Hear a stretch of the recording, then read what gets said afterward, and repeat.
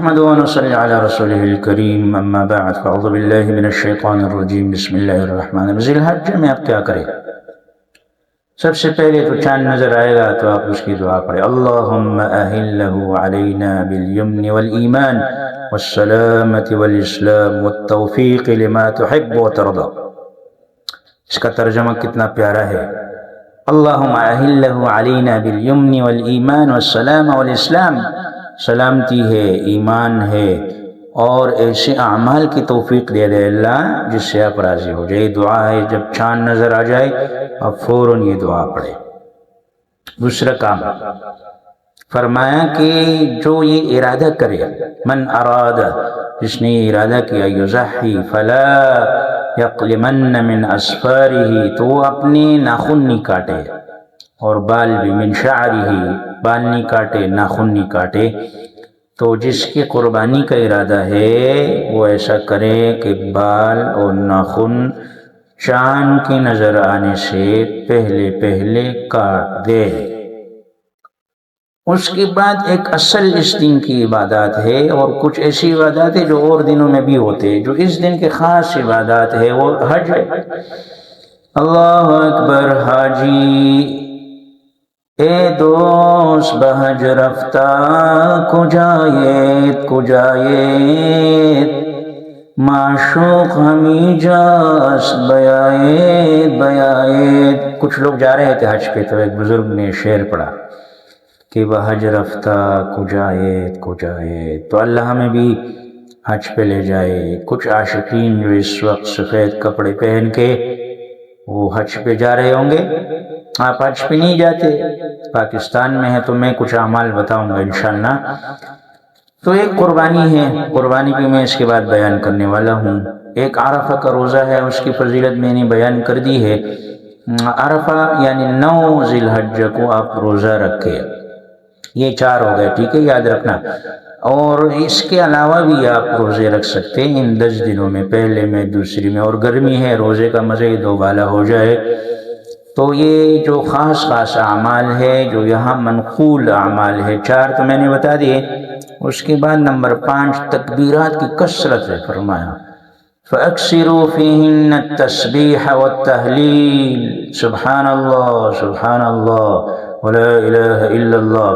اور ایام تشریق میں تو تکبیرات زیادہ کہتے ہیں، وہ تو پھر اپنے ہر نماز کے بعد. اس میں خواتین یاد رکھیں کہ ہمارے ہاں خواتین بہت غفلت کرتی ہے. میں خواتین سے کہتا ہوں کہ آپ اتنی زیادہ غفلت نہ کریں، آپ اپنے سامنے لگا لیں تاکہ آپ کو یاد رہے. ضروری ہے یا نہیں الگ مسئلہ ہے. ہر چیز ہم اس پہ ٹال لیتے ہیں کہ ضروری ہے، ضروری. اگر ضروری ہوا تو پھر آپ کا کیا بنے گا. اس وجہ سے آپ اپنے سامنے لگا لیں. تو ایام تشریق میں تو ہیں.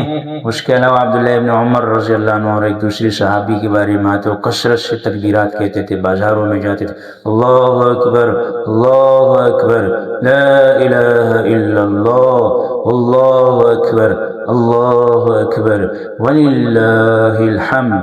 یہ 5 اعمال جو ان دنوں کے مخصوص اعمال ہے، یہ آپ کریں. اس کے علاوہ آپ یہ کریں کہ نوافل کی کثرت کر دیں، نوافل کی کثرت کر دے. اور اس میں خصوصاً جو منقول ہے جیسے اشراق، ابھی میں نے بتایا جو حج پہ چلے گئے وہ تو چلے گئے، جو حج پہ نہیں گئے فرمایا جو اشراق کی نماز پڑھ لے، نماز کے بعد صبح کی بیٹھا رہے اور اشراق کا ٹائم ہو جائے، اشراق کی نماز پڑھے، ایک مقبول حج اور عمرے کا ثواب اس کو مل گیا. اور فرمایا جب چاشت کا ٹائم ہو جاتا ہے اور یہ چاشت کی نماز پڑھتا ہے تو فرمایا پھر اس کے لیے اللہ جل شانہ فرماتے ہیں آپ چاشت کے ٹائم یعنی 10:15 ساڑھے 10 بجے کے ٹائم 4 رکعت نماز پڑھے، پورے دن میں آپ کے لیے کافی ہو جاؤں گا. اور فرمایا جو ظہر کی سے پہلے 4 رکعت سنت، ظہر کے بعد 2 یا 4 رکعت سنت پڑھتے ہیں.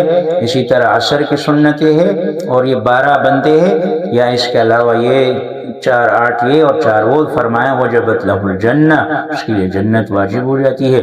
تو یہ اعمال کریں آپ، نوافل کی کثرت کریں، اوابین کریں.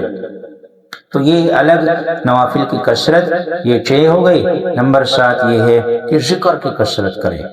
اس میں جو قرآن کی آیت میں یہی آتا ہے کہ ان دنوں میں وہ اللہ کا ذکر وہ کثرت سے کرتے ہیں. وَيَذْكُرُ اسْمَ اللَّهِ فِي أَيَّامٍ مَعْلُومَاتٍ، یہ ایام معلومات میں اللہ کو کثرت سے یاد کرتے ہیں. تو یہ نمبر 7 ہو جائے گا کہ اللہ کو کثرت سے یاد کرے. اس کے مختلف طریقے ہیں. بہتر یہ آپ تنہائی میں بیٹھے اللہ اللہ اللہ اللہ لا الہ الا اللہ لا الہ الا اللہ، درمیان میں محمد الرسول اللہ ساتھ ملاتے جائے، استغفار پڑھے، درود شریف پڑھے. تو یہ ذکر کی کثرت کرے. اس کے بعد قرآن کی تلاوت کی کثرت کرے. اب قرآن سے بڑا ذکر کوئی نہیں. اور بہترین 10 دنوں میں قرآن ختم کر دے. وہ کیسے؟ روزانہ آپ 3 پارے پڑھے، 10 دنوں میں قرآن ختم ہو جائے گا. میں بھی کوشش کروں گا، آپ بھی کوشش کریں. اور میرے خیال سے یہ 9 ہو گئے یا 8 ہو گئے، آپ گن لینا. اور اگر نہیں تو ساتھ میں دعا ملا دے. دعا کی کثرت کرے اپنے لیے.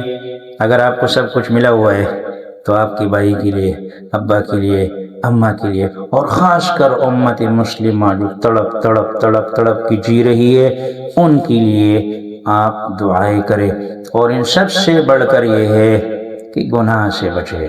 آخری میں جو پیغام ہے وہ یہ ہے، آپ کچھ نہیں کر سکتے ہیں، فرائض کی پابندی کرے اور حقوق العباد، کسی کو تکلیف نہ پہنچائے، اور یہ ہے گناہ سے بچے.